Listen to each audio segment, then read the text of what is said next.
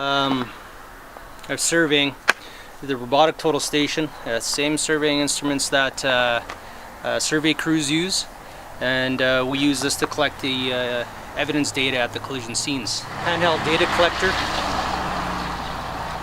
and I attach it to this pole and I collect my information that way. The other instrument that we use is the Altus GPS, which is what I have affixed to the pole here.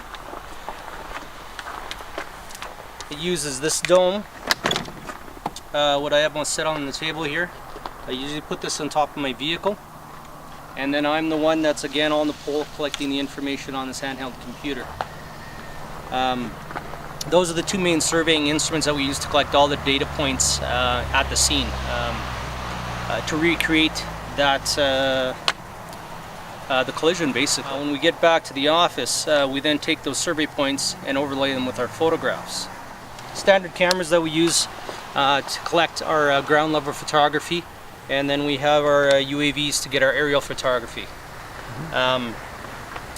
This one we have remote controls. We can control the camera remotely from the ground and get the desired photos that we need.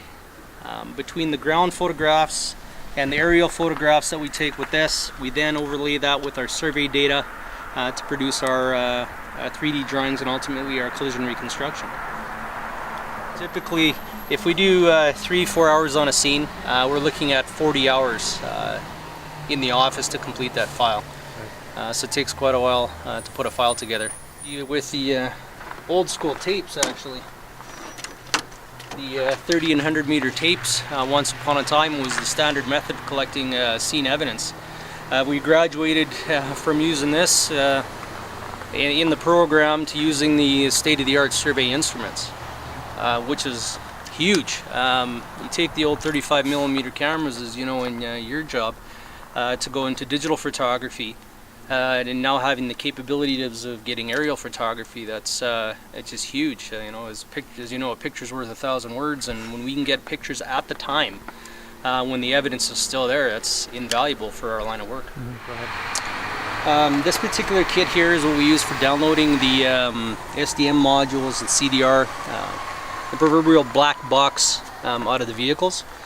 All new vehicles are equipped. If you have an airbag, you have one of these modules. This is the kit that we use to access the data that's contained within those modules.